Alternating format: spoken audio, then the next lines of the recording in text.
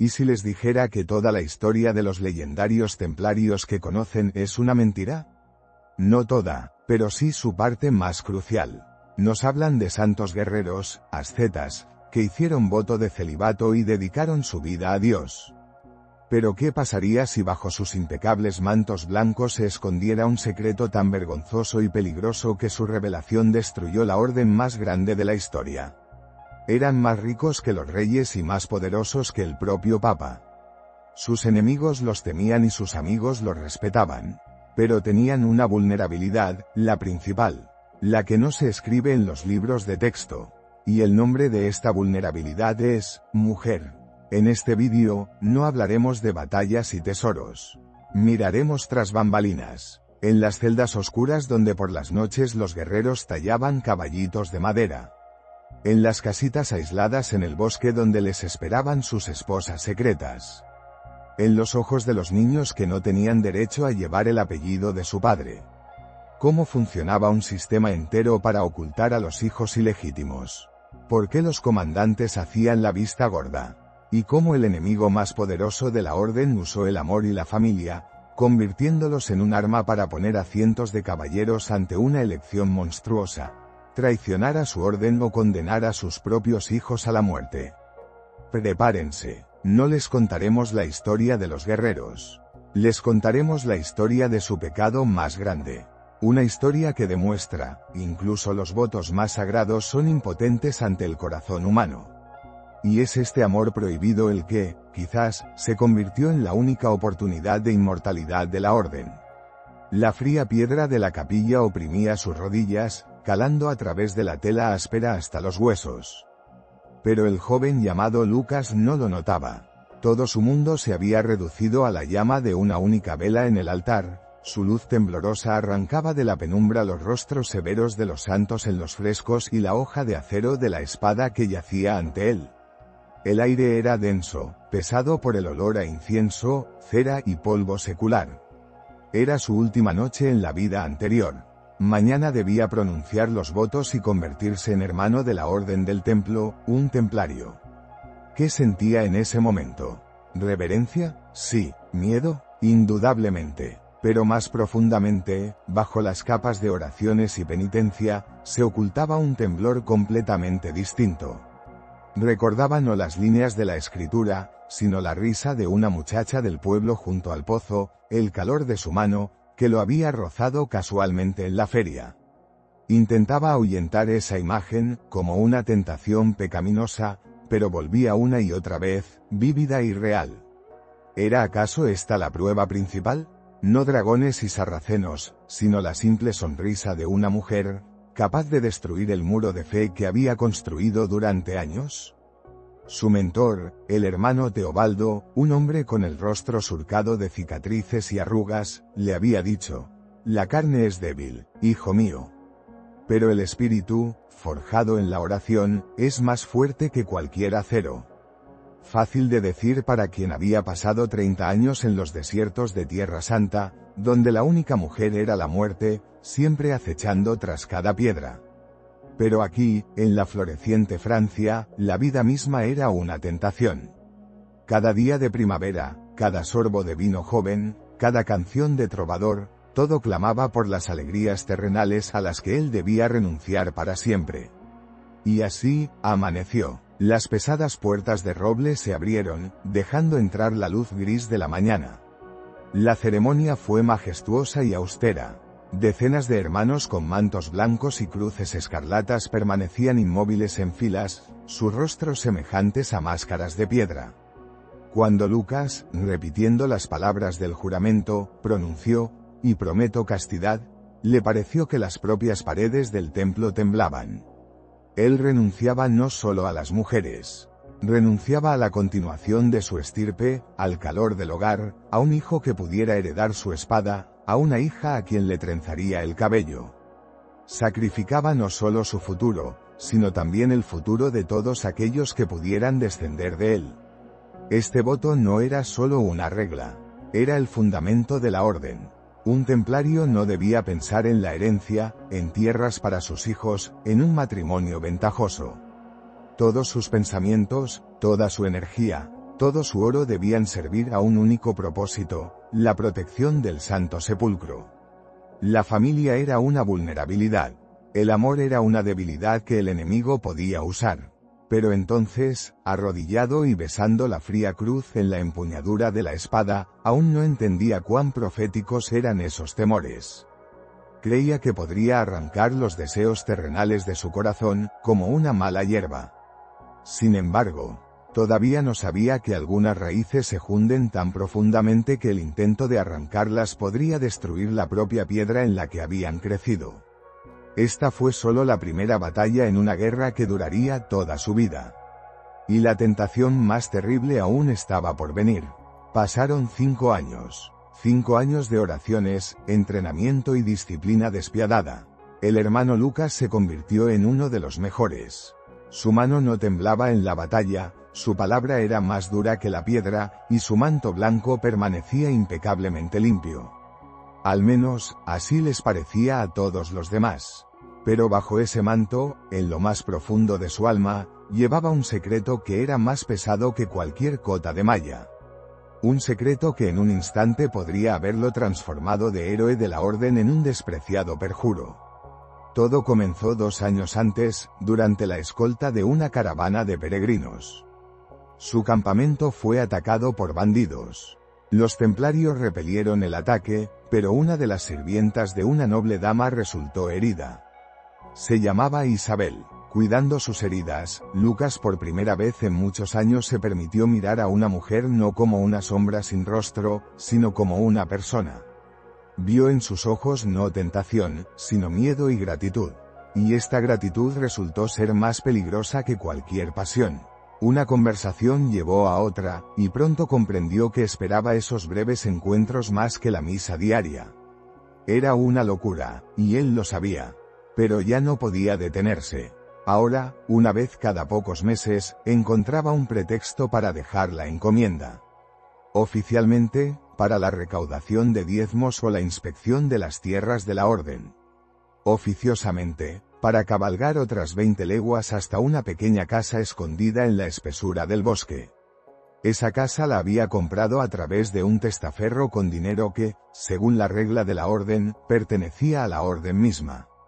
Cada latido de su corazón resonaba con miedo. Cada crujido de una rama le parecía el paso del comandante que lo seguía. La paranoia se había convertido en su eterna compañera. Solo después de asegurarse de la seguridad, se permitió relajarse. Desde la habitación contigua llegó un balbuceo infantil. Hacia él, bamboleando sobre sus piernas inseguras, se acercó un niño pequeño. Su hijo, Jin, un niño que, según todas las leyes divinas y humanas, no debería haber existido.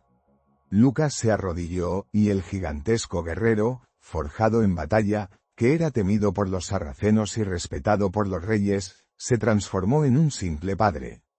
Tomó al pequeño en sus brazos. El niño le abrazó el cuello con sus manitas diminutas con confianza y rió. Y en ese momento, para Lucas no existían ni la orden, ni los votos, ni el miedo. Solo existía esa risa. Sacó de su pecho un pequeño caballito de madera, que había tallado por las noches en su celda, susurrando oraciones de perdón. Pero mirando a los ojos de su hijo, no se sentía un pecador. Se sentía vivo. Sin embargo, esta frágil felicidad estaba construida sobre una mentira. Cada sonrisa del hijo, cada beso de Isabel, eran clavos que él mismo hincaba en el ataúd de su futuro. Aún no sabía que esta doble vida era solo el comienzo de su caída, y que el precio más terrible por su secreto no sería pagado solo por él. El destino ya le estaba preparando un golpe del que era imposible defenderse ni con la espada ni con la oración. Para el mundo entero, Isabel era simplemente una viuda que vivía en una granja aislada. Los vecinos, si lo sabía en esa soledad, veían en ella a una mujer modesta, reservada, que rara vez salía de su casa y vivía de los medios que le había dejado su difunto marido mercader. Ninguno de ellos podía imaginar que ningún marido mercader hubiera existido jamás. Su vida, su casa, cada trozo de pan en su mesa, todo formaba parte de un gran engaño, tejido de amor y miedo. ¿Qué sentía cuando el fuerte golpe en la puerta no llegaba en el momento previsto? Su corazón se paralizaba de terror. ¿Era él, o eran ellos, las personas de mantos blancos, que venían a quitarle todo, su casa, su hijo, su vida? Vivía en constante tensión, escuchando cada susurro fuera de la ventana. Su mundo era una jaula de oro. Sí, nunca había tenido necesidad de dinero. Una vez al mes un hombre con el rostro cubierto, sin decir una palabra, dejaba en el umbral un saquito de plata. Sabía que eran los hombres de Lucas, engranajes silenciosos en la gran máquina de la orden, que ejecutaban una orden secreta. Pero ¿qué valían esas monedas? No podía ir al mercado y reír abiertamente. No podía entablar amistad con una vecina, temiendo que se le escapara algo. Cada nueva persona era una amenaza potencial. Su hijo Jin crecía en el aislamiento, sin conocer a otros niños. ¿Cómo explicarle por qué su tío, el noble caballero, llegaba solo por las noches y nunca se quedaba hasta el amanecer? ¿Cómo explicarle por qué ella se sobresaltaba con cada golpe en la puerta?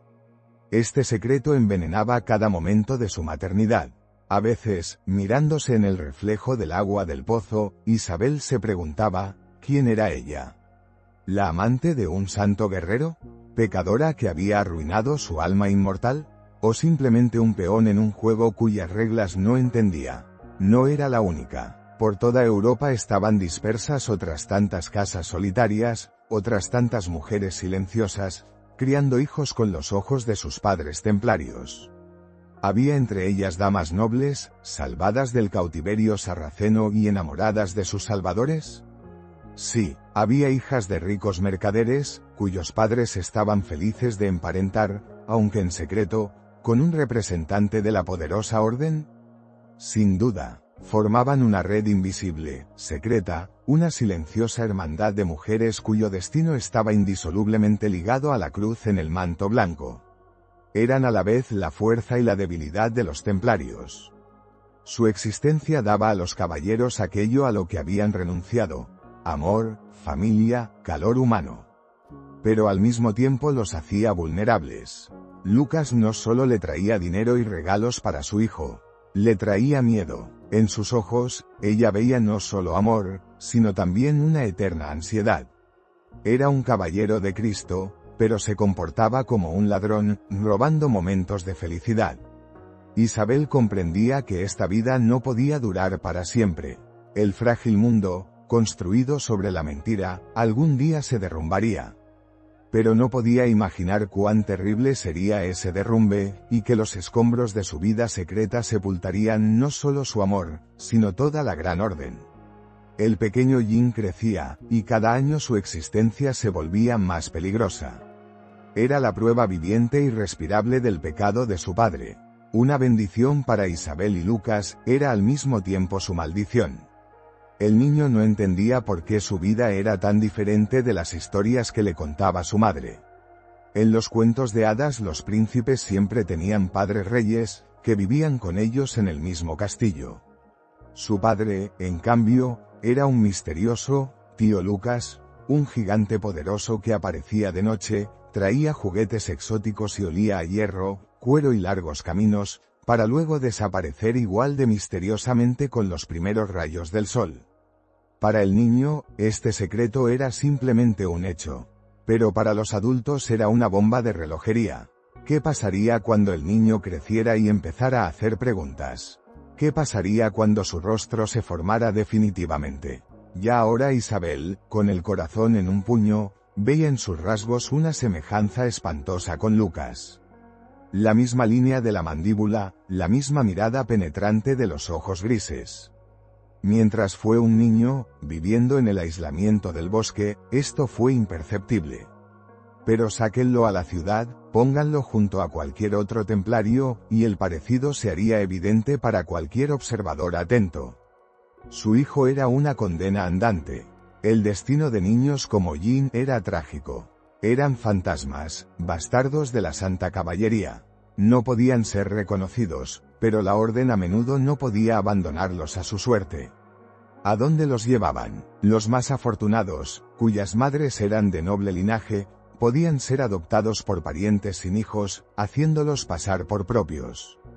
Otros, como cachorros indeseados, eran dejados en los umbrales de los monasterios, asegurando a la abadía una generosa donación para el mantenimiento del expósito. Los varones a menudo terminaban como escuderos de otros caballeros, a veces incluso de sus propios padres, quienes los trataban con ostentosa severidad, ocultando tras ella dolor y amor. Crecían sin conocer la verdad, sintiendo solo una extraña e inexplicable afinidad con el severo guerrero que nunca los llamaba hijo.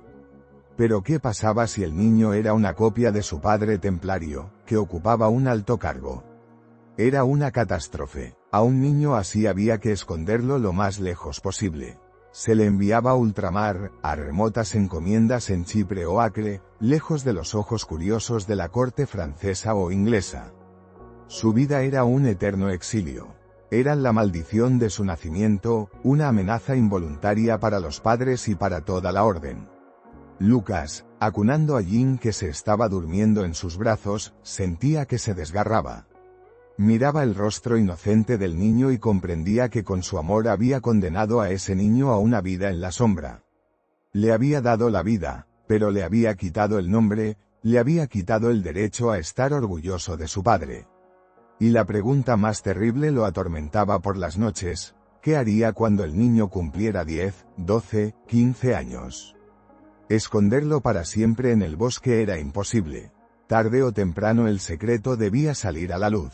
Y entonces la elección sería monstruosa: o renegar de su propio hijo, o ser expulsado con deshonra de la orden y, quizás, ser juzgado. Pensaba que tenía la situación bajo control, pero en realidad había perdido el control hacía tiempo.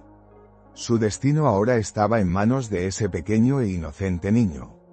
Si la historia de Lucas e Isabel hubiera sido un caso aislado, se podría haber atribuido a la trágica caída de un solo individuo. Pero la verdad era mucho más siniestra y a gran escala. El pecado del caballero individual se transformó con el tiempo en un problema sistémico, en un cáncer que la orden intentaba no curar, sino ocultar. Ya no era solo una cadena de tragedias personales, sino una máquina de ocultación bien engrasada, que operaba en todos los niveles de la jerarquía. ¿Cómo era posible algo así? Todo comenzaba con un consentimiento tácito. El comandante de la encomienda local, un veterano severo como el mentor de Lucas, no podía dejar de notar las extrañas y frecuentes ausencias de uno de sus mejores caballeros. No podía dejar de ver los inexplicables gastos en los libros contables. ¿Pero qué debía hacer? ¿Denunciar a un hermano que conocía desde hacía 20 años? ¿Condenarlo a la deshonra, y quizás al exilio? La mayoría de las veces elegía otro camino. Simplemente hacía la vista gorda. Era una regla no escrita: no preguntes, y no tendrás que mentir. El honor del uniforme, el honor de la orden, estaba por encima de todo, incluso si para preservarlo había que tolerar la podredumbre interna. Pero el silencio era solo el primer nivel. Luego entraba en juego el famoso poder financiero de los templarios. La orden no era solo una hermandad de guerreros, era la primera corporación internacional del mundo, una ingeniosa red bancaria. Y esta red, creada para financiar Tierra Santa, era ideal para operaciones secretas. Existían cuentas secretas, no en el sentido moderno. Pero había formas de transferir fondos de tal manera que rastrear su destino final fuera prácticamente imposible. El dinero donado para la construcción de una capilla podía, en papel, destinarse a la compra de forraje, y en realidad transformarse en ese saquito de plata dejado en el umbral de la casa de Isabel. Tierras, casas, fincas enteras donde vivían familias secretas, eran registradas a nombre de testaferros, un sirviente leal, un pariente lejano, un mercader amigo que estaba en deuda con la orden. Era toda una telaraña de mentiras, en la que estaban involucradas decenas de personas. Los abogados de la orden redactaban donaciones ficticias, y sus administradores se aseguraban de que las viudas y los huérfanos no necesitaran nada. Ya no se trataba de una simple ayuda a un hermano que había pecado. Era un esquema de corrupción que permeaba la orden de arriba abajo. Y cuanto más alto en la jerarquía se encontraba un templario, mayores eran sus posibilidades de ocultar su doble vida. Si un simple caballero, como Lucas, lo arriesgaba todo, un maestro de provincia podía mantener una familia secreta durante años, y nadie se atrevería a hacerle una pregunta. Este sistema generó una monstruosa doble moral. En público, los templarios eran un modelo de santidad y ascetismo. En sus predicaciones, condenaban los pecados carnales y los apegos mundanos. Y después, ese mismo comandante que había leído la predicación, podía firmar una orden de gasto, sabiendo que ese dinero serviría para el mantenimiento de un bastardo de uno de sus caballeros. No solo mentían al mundo, comenzaron a mentirse a sí mismos, justificándolo con el bien superior y la preservación del honor de la orden. Pero una estructura construida sobre mentiras sistémicas no puede ser sólida. Se vuelve frágil como el cristal, y basta un fuerte golpe para que se desintegre en miles de fragmentos. Y ese golpe ya estaba listo para ser asestado por el enemigo más poderoso de la orden. El amanecer del viernes 13 de octubre de 1307 fue frío y despiadado. En toda Francia, como a una señal unánime, los agentes del rey Felipe el Hermoso irrumpieron en las encomiendas templarias. La Gran Orden, que durante 2 siglos había sido el pilar del mundo cristiano, fue decapitada en una sola noche.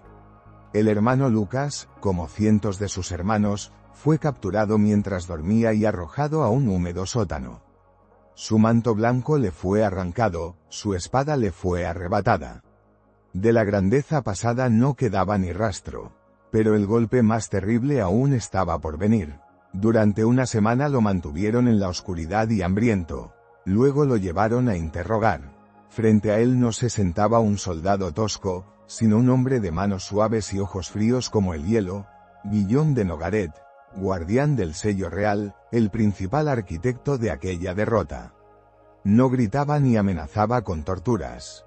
Hablaba en voz baja, casi amistosamente. Desplegó sobre la mesa pergaminos con las acusaciones: adoración del ídolo Baphomet, renegación de Cristo, sodomía. Lucas escuchaba aquel delirio con desprecio. Estaba dispuesto a morir, pero no a calumniar a sí mismo ni a la orden. Nogaret lo vio en sus ojos. Hizo una pausa, luego, cambiando el tono, pronunció una frase que golpeó a Lucas más que cualquier látigo: sabemos de la granja cerca del bosque de Amiens. Lucas se inmovilizó, la sangre se le fue del rostro. El mundo entero se derrumbó en un instante. Nogaret, disfrutando del efecto, continuó, hojeando los papeles: Isabel, antigua sirvienta de la condesa de Montfort. Y el niño, Jean, tiene, me parece, 7 años. Muy parecido a usted, hermano Lucas. Era el fin. Todos los años de conspiración, todas las mentiras, todos los miedos, todo había sido en vano. El rey lo sabía todo. No solo quería destruir la orden, quería hacerlo a manos de los propios templarios. Las torturas podían mutilar el cuerpo, pero también podían no quebrar el espíritu de un guerrero. Pero la amenaza a la familia, esa era un arma contra la que no había defensa. La elección es suya, hermano Lucas, murmuró Nogaret melifluamente. Aquí tiene la pluma. Firme la confesión de todas las herejías, y nadie sabrá jamás que el piadoso templario tuvo un bastardo. La mujer y el niño vivirán tranquilamente su vida. Incluso nos encargaremos de ellos. Pero si persiste. No terminó la frase, pero en su mirada gélida Lucas leyó todo. Imaginó a los soldados irrumpiendo en su casita del bosque. Vio el terror en los ojos de Isabel. Oyó el llanto de su hijo. Lo acusarían de brujería, a ella, de cohabitar con un hereje. Les esperaba la hoguera. En ese momento, Lucas comprendió toda la diabólica genialidad del plan del rey. Su principal pecado, el más vergonzoso, el que habían ocultado tan meticulosamente, se convirtió en el instrumento perfecto para su destrucción. Su amor, su humanidad, su debilidad, todo esto fue usado en su contra. Decenas, cientos de caballeros por toda Francia se encontraban ante la misma elección. Y muchos se quebraron. Firmaron cualesquiera, incluso las más absurdas, confesiones, salvando no sus propias vidas, sino las vidas de aquellos a quienes amaban en secreto. La Gran Orden no cayó bajo los golpes de las espadas sarracenas. Fue destruida desde dentro, por su propio pecado cuidadosamente oculto. El amor que les había dado la fuerza para vivir una doble vida, se convirtió en la causa de su ruina. Las hogueras de la Inquisición se apagaron. El gran maestre Jacques de Molay subió al cadalso, y su maldición encontró a sus destinatarios. La Orden del Temple fue disuelta, sus riquezas confiscadas, y su nombre cubierto de infamia. La historia, al parecer, había puesto un punto final. Pero ¿qué pasó con aquellos de quienes no se escribía en las bulas papales y en los edictos reales? ¿Qué pasó con las miles de Isabel y los pequeños Jean, esparcidos por toda Europa? ¿Qué sucedió con el legado viviente de los templarios, sus familias secretas?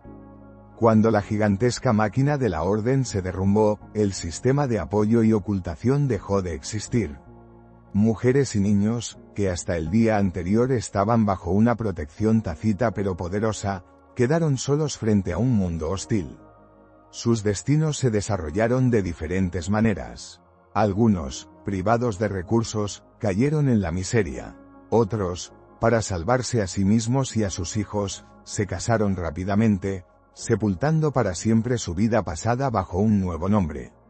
Otros más, los más afortunados, a quienes los templarios habían logrado transmitir parte de los fondos, simplemente desaparecieron. Cambiaron de nombre, se trasladaron a otros países, a Escocia, Portugal, Suiza, donde las persecuciones no eran tan feroces. Se disolvieron en los siglos, llevándose consigo su secreto. ¿Pero podría un linaje tan poderoso desaparecer sin dejar rastro? Los niños, criados a la sombra de la Gran Orden, ¿podían simplemente olvidar la herencia de sus padres? Es aquí, en esta zona gris de la historia, donde nacen los mitos más persistentes. Las leyendas sobre sociedades secretas, que se supone son herederas directas de los templarios. Masones, rosacruces. Y si sus fundadores no hubieran sido caballeros supervivientes, como se cree, sino sus hijos ya adultos. Niños que durante toda su vida habían oído de sus madres susurros sobre grandes padres, sobre incalculables tesoros, sobre una fe traicionada. Y si ellos, uniéndose, hubieran jurado conservar y multiplicar lo que ni siquiera el rey de Francia había logrado destruir.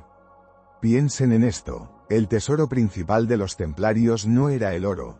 Era su organización, su conocimiento, su red global.